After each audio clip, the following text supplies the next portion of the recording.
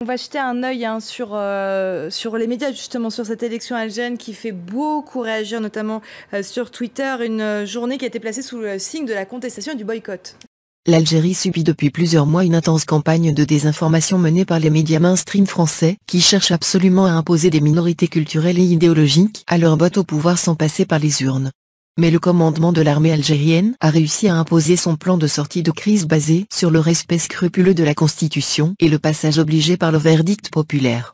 L'élection présidentielle aurait pu être l'occasion d'un véritable renouvellement politique si les jeunes du Irak populaire avaient pu s'organiser et choisir dans leur rang des représentants crédibles qui auraient pu peser sur l'élection présidentielle, voire choisir en leur sein des candidats.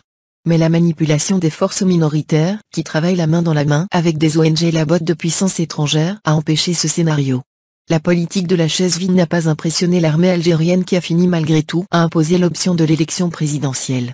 Même si le taux de participation n'a pas dépassé 40%, le nouveau président élu, Abdelmadjid Tebboune, bénéficie désormais d'une légitimité constitutionnelle incontestable et d'un soutien diplomatique quasi général. Seule la France et dans une moindre mesure l'Union européenne continuent de traîner les pieds. La campagne de désinformation menée par les médias français contre l'Algérie ne va pas s'arrêter tout de suite.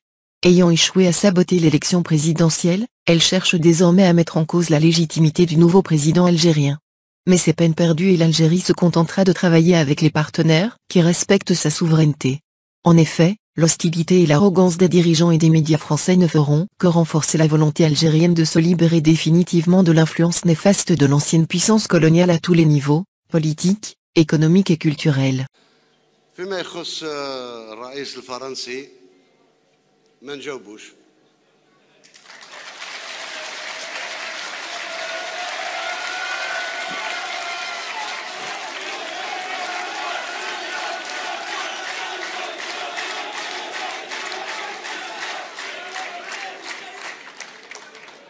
هو حر يسوق البضاعة اللي يحب في بلاده، وأنا انتخبني الشعب الجزائري وما نعترف إلا بالشعب الجزائري. C'est assez simple finalement comme analyse. Dès l'instant où un président algérien ne plaît pas au président français, à la politique étrangère de la France, on va immédiatement le diaboliser. Et vu qu'aujourd'hui on n'a plus de médias français, que ce soit radio, presse écrite, télévision, qui soient vraiment indépendants pour défendre les idées et la vérité. Donc tous ces médias traditionnels, je dirais quasiment institutionnels, suivent maintenant une politique, la politique du gouvernement. Donc on n'a plus vraiment en fait de journalistes indépendants, puisque ce sont des gens qui aujourd'hui s'autocensurent pour ne pas avoir à se mettre en difficulté par rapport au gouvernement. Donc ça pose bien sûr un très grand problème de l'indépendance des médias, hein, mais surtout ça prouve que tous ces médias sont vraiment aux ordres des gouvernants français. Donc ce qui se passe en Algérie n'est absolument pas surprenant, dans le sens où dès l'instant où un gouvernement, en l'occurrence le gouvernement algérien, mais ça peut s'appliquer un peu de partout, dès l'instant où le chef de gouvernement et le gouvernement ne suit pas une politique, la politique étrangère menée par le Quai d'Orsay et par le chef de l'État français, obligatoirement, ce chef de l'État et ce gouvernement, et je dis bien quel que soit le pays, hein, aujourd'hui c'est l'Algérie, mais hier c'était un autre, et demain ce sera encore un autre et encore un autre. Dès l'instant où on ne suit pas la politique que la France a décidée, eh bien on va tout faire pour éliminer ce président, alors que ce soit par les médias ou par des mesures de coercition commerciale, bancaire, financière, médiatique, enfin on emploie tous les moyens pour essayer de casser ce gouvernement.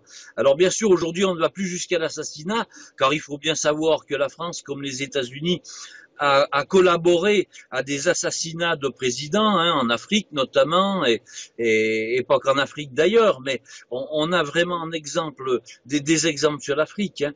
Donc aujourd'hui, bien sûr, médiatiquement, le gouvernement ne peut plus éliminer des gens, mais il peut créer suffisamment de troubles pour déstabiliser un pays en créant des troubles et des manifestations, hein, comme on le voit en Irak, comme on le voit un peu de partout, hein, quand on décide d'éliminer quelqu'un, enfin du moins d'essayer d'éliminer quelqu'un, on emploie bien sûr tous les outils traditionnels à la déstabilisation.